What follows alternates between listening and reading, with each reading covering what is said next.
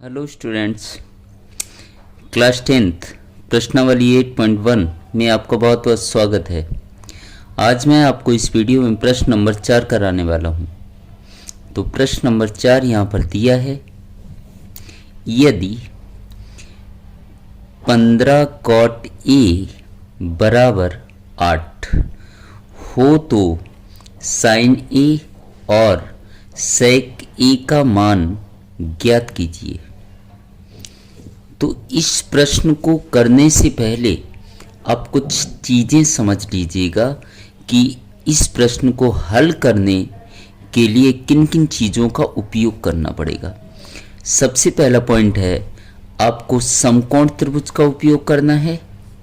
दूसरा, त्रिभुज की तीनों भुजाओं का मान पता होना चाहिए। तीसरा, पाइथागोरस प्रमेय का उपयोग करना है।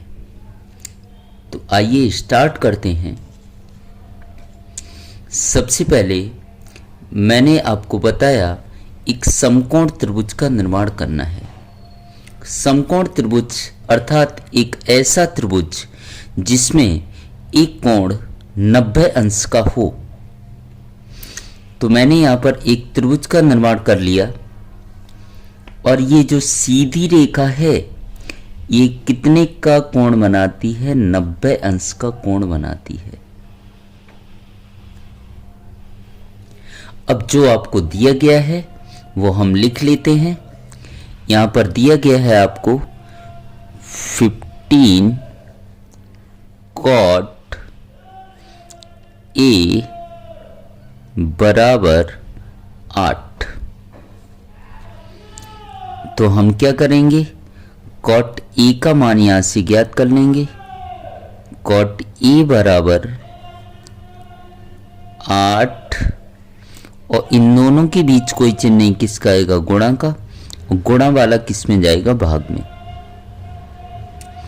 तो cot A बराबर कितना आया? 8/15। अब हम क्या करेंगे, सूत्र लिख लेंगे। किसका? cot का। तो देखिएगा, शॉर्ट ट्रिक मैंने आपको बता रखी है, इससे पहले के प्रश्न मैंने कराए हैं। शॉर्ट ट्रिक कैसे? लाल बटे कक्का। तो पहला होता है साइन का, दूसरा होता है कॉस का, तीसरा होता है टेन का। मुझे किसका मान निकालना है? कॉट का। तो ये हो जाएगा आपका कॉट। तो कॉट बराबर क्या होगा?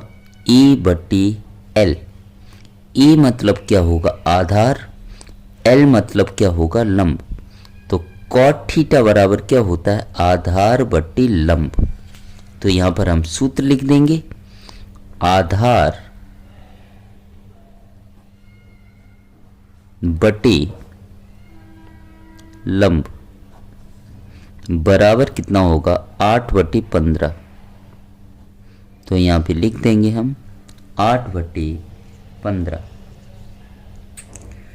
अब यहां पर इस त्रिभुज का नाम किस तरीके से देना है, ध्यान से समझिएगा।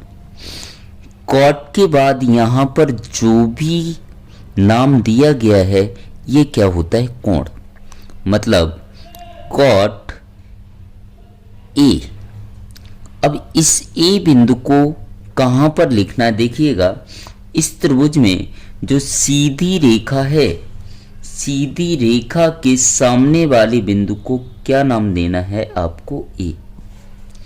कॉट के बाद जो भी लिखा होता है वो क्या होता है? कोण होता है। मतलब यहां पर कोण ए दिया हुआ है, इसका नाम कहां लिखना है? सीधी रेखा के सामने। इस त्रिभुज का नाम देते हैं ABC। तो B आप इधर भी ले सकते हैं और इधर भी ले सकते हैं। तो यहां पर मैं दे देता हूं B, यहां पर दे देता हूं C। तो यहां पर लिख देंगे हम त्रिभुज ABC में कोण B बराबर कितना दिया है? 90।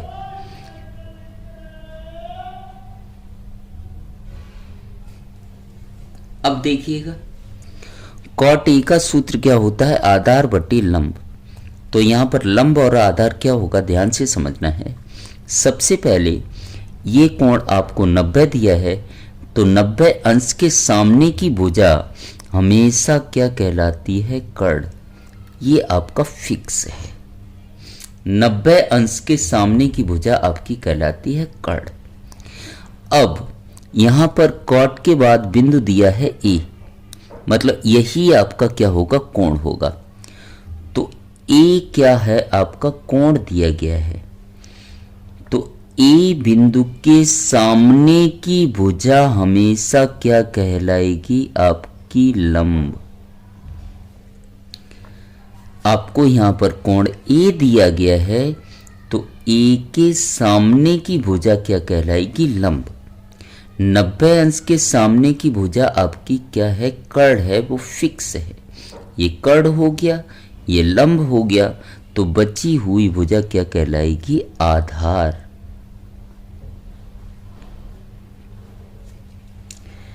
आपको क्लियर हो गया होगा कि ये लंब है, ये कर्ण है और ये आधार है। तो आधार आपका यहां पर दिया है 8, तो हम लिख देंगे 8। लंब दिया है 15, तो लंब लिख देंगे 15।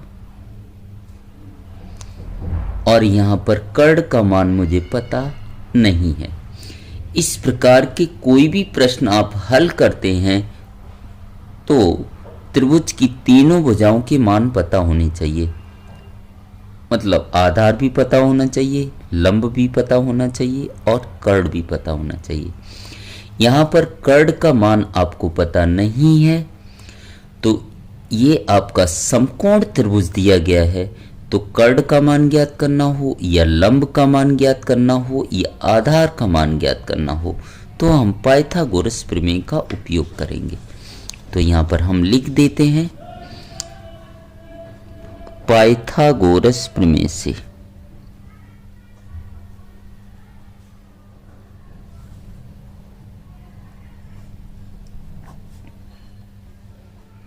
और पाइथागोरस प्रमेय क्या होती है? कर्ण का वर्ग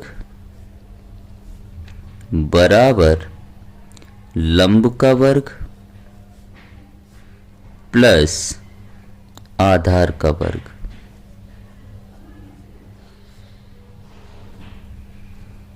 यहां पर देख लेते हैं कर्ण क्या दिया है? ए सी अथवा सी ए। तो हम कर्ण की जगह कर्ण का नाम लिख देंगे ए सी का वर्ग। लंब यहां पर आपको दिया है, लंब दिया है आपको 15, तो 15 का वर्ग प्लस आधार आपको दिया है 8, तो कितना हो जाएगा? 8 का वर्ग। अब इसे हम हल कर लेंगे, तो ए सी स्क्वायर बराबर 15 की घात 2 है, तो 15 का हम 2 बार क्या कर लेंगे? गुणा। तो क्या आएगा? 15 गुणा 15 कितना आएगा? 225। इसी प्रकार से 8 का वर्ग है, तो 8 की घात 2 कर देंगे, मतलब 8 गुणा 8, तो 8 अट्ठे कितना हो जाएगा? 64। तो हम मान रख देते हैं यहाँ पर 15 की घात 2 का मान आया 225 प्लस 8 का वर्ग कितना आया? 64। इन दोनों को अगर मैं जोड़ देता हूं तो कितना आएगा? 289। तो AC का वर्ग बराबर आया आपका 289। तो AC बराबर क्या हो जाएगा? यहां से वर्ग हटाएंगे, इधर क्या आ जाएगा? वर्गमूल 289। और 289 का अगर मैं गुणनखंड करता हूं 289 का, तो कितने का भाग जाएगा? 17 का।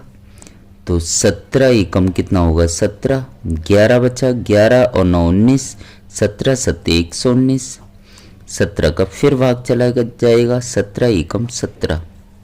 तो 289 के मैंने गुणनखंड कर लिए, कितना आया? 17 गुणा 17।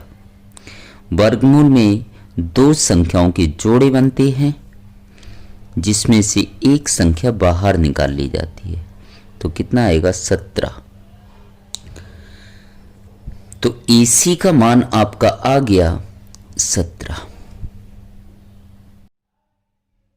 तो अब हम यहाँ पर देख लेते हैं, हमें मान किसका ज्ञात करना है, साइन A का और सेक A का। तो हम साइन A का मान ज्ञात करेंगे। तो यहाँ पे लिख लेते हैं साइन A और दूसरा है आपका सेक A।